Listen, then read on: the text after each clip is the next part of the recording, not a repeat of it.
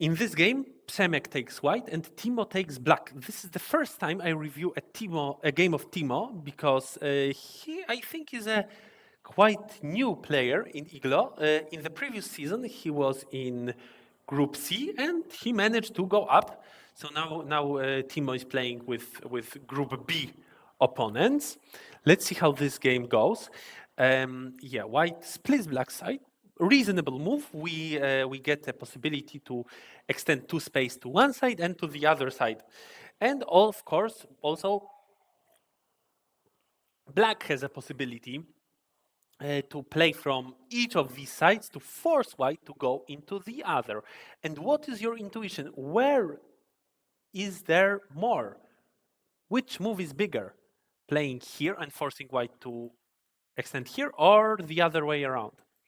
So my intuition is like Timo's, to take the corner. However, then that other corner group gets weaker, and actually from that wall, we could also make a lot of points. So I think that the other move would also be good. Difficult to choose between these two. In the game, we see such a play, and then black adds a move. This is a bit slow, I would say. Black shouldn't be too afraid yet. Maybe better to play to the outside, no? Why should we take the points? I mean, taking points is not bad in principle, but maybe in this stage of the game, the outside influence might be more important. Are we afraid that white goes here? I wouldn't be too afraid. Then black can attack white's two stones quite strongly. So, yeah, black plays this one, and white jumps up. Well, calm move, steady move, but I am not sure if we need to be so afraid. It would be also a good idea to simply play on the bottom. The cornerstone is still naked. No one played next to it. Or maybe we should play around here, because this is both expanding our top side area and helping indirectly the group on the right side. White jumped, black peeped once. All right, we can peep once. And played on the bottom. Of course, big move. White answered. Black continued, yes. White played the most common Joseki, makes sense. And kicked. A big move, but again, maybe a bit more is to be taken with this knight's move. We will later see Timo playing a push over there, and we will see that it was a quite annoying push. A kick. What should black do? So the general rule about kicks is that after kick we need to go up, but then look, black plays a move, and white already answered to this move. White already has a stone at B. Does it make sense for black? And also, if you think of it, if we don't play around here and give white another move, white's shape is a little bit over-concentrated. White has 3 more stones in this corner, and still the shape is not that effective. So it is a good choice to not answer, or to answer indirectly, to play another 2-space extension. It's actually a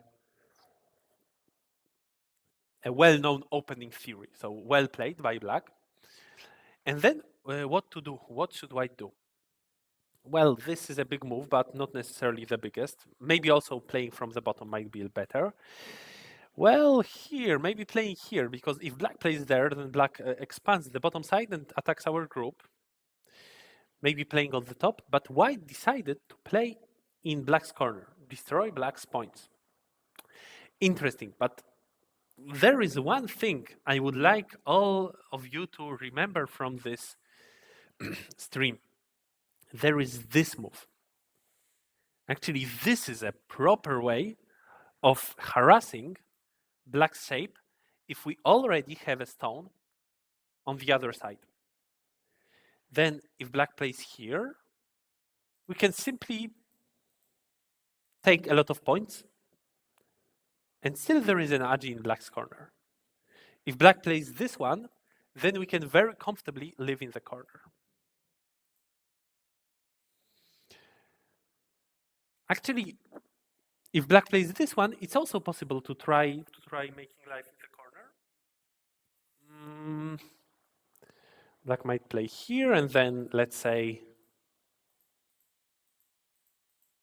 such a continuation. Can we? Maybe we cannot because black has a stone at g3. So then maybe it's not great for white. Maybe we can find something else.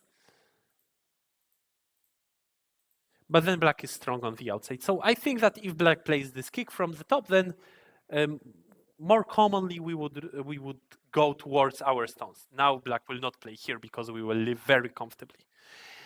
All right, and yeah, of course, also if black plays this one, we can simply connect to our stone.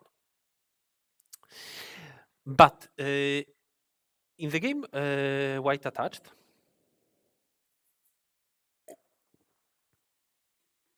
this is played maybe when we don't have that other stone.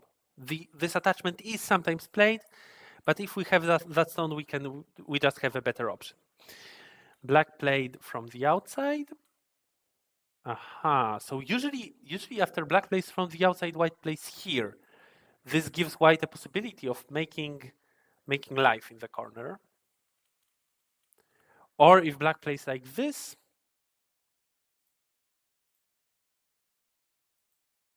then we can get something out of that shape. Or maybe split black, but I wouldn't be very satisfied with such a result as white. Another option is to play this cut. What can it lead to? It might be better agi by white. Later we can just play away or continue like this. Who knows? But in the game, white simply extends and then lives in a ko. And then uses this move as a threat. So usually I would expect white to play this move first. Maybe now we can keep that Atari as a threat because this is actually a very big threat. This is a big threat. But even now I would be afraid that black will just not go for it and will simply take good shape, let white live. Is it a success for white? Well, white lived in the corner, but on quite a small scale, I would say. So I would be satisfied with black. So what I would usually do is to play this Atari, maybe then create that ko shape. Now I am not afraid that black lets me live because the exchange, the already made exchange, is very good for white. And if black starts a ko, then well, we will need to look for a threat somewhere else. Maybe here, though it's a bit damaging threat, a bit of a loss. But still, black is also afraid of losing the ko, so maybe black will just let us live. But in the game, white thought that this will be a big enough threat. If black answers, then well, we will have one more threat. Very good. But black simply ignored it and let white connect. So who is this result good for?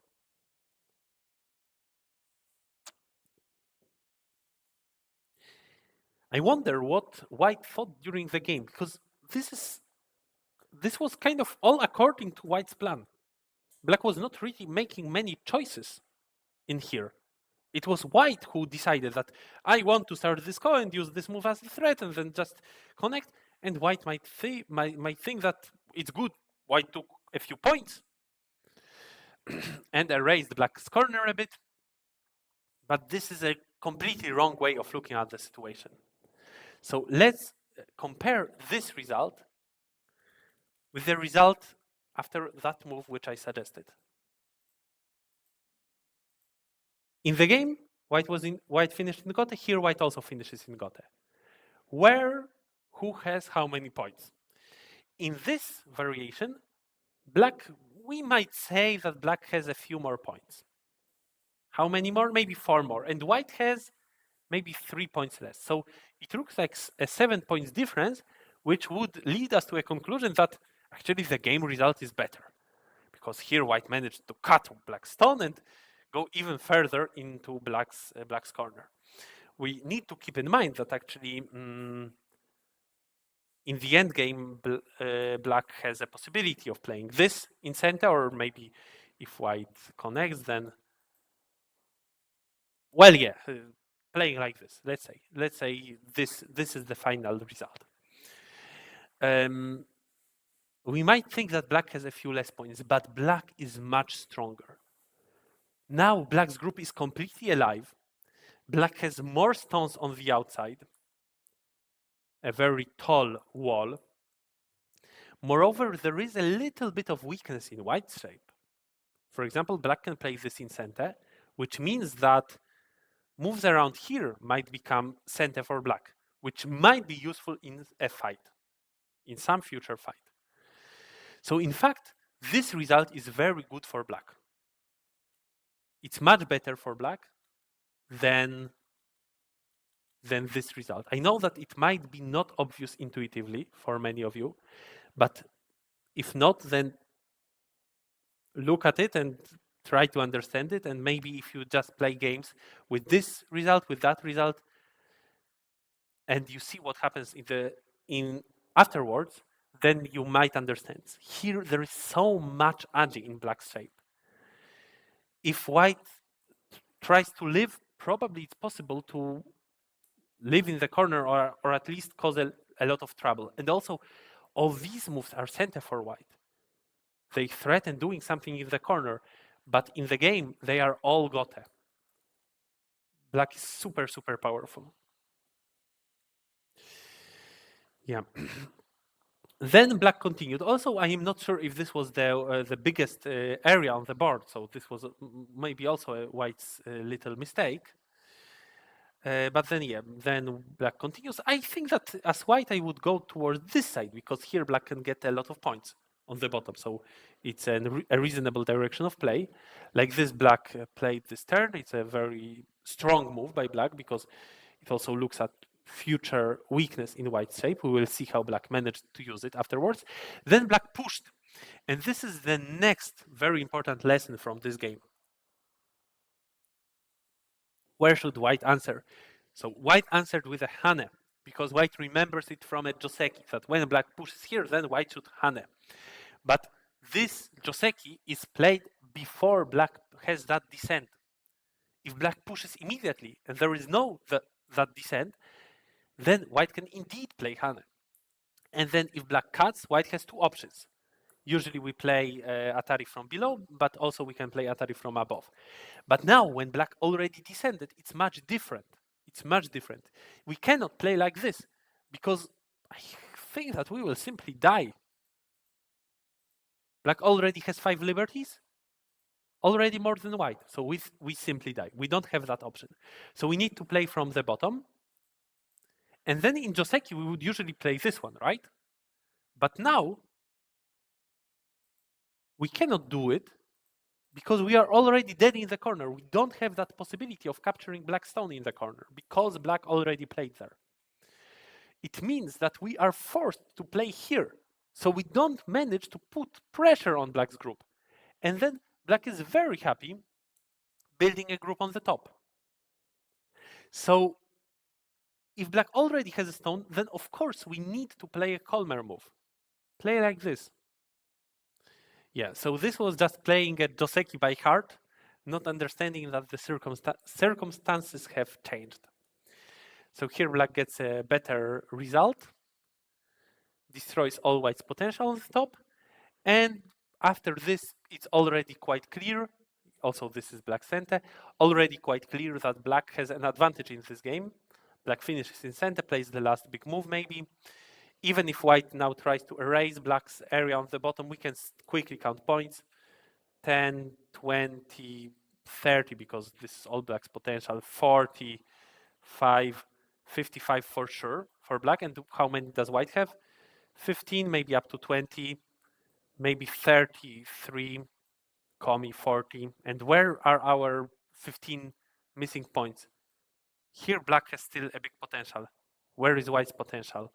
In the center, it's so easy to destroy the center. Black can simply play here. No way to build any points in the center for white. So white starts very brave attacks right now. Last chance to just kill a group of black. By the way, black should just play here. Why should we play that exchange? But yeah, the game is basically easy for black. Yeah, and in the end, it is white who dies and not black. Just one final remark. Here, white has the possibility of playing this Atari. Black cannot cut. You need to remember about it. And then it would be a bit different because then white is locally not dead. So white can still simply make life. But in the game, it was not available and white died. So a quick game here, but with very, very important lessons, both on the top, where we shouldn't play that Hane when black already has a stone here, and in the bottom right corner where this attachment was not a recommended move, and the result, the final result, is good for black because black is so strong. All right, that's it about this game, and we will move to the next one.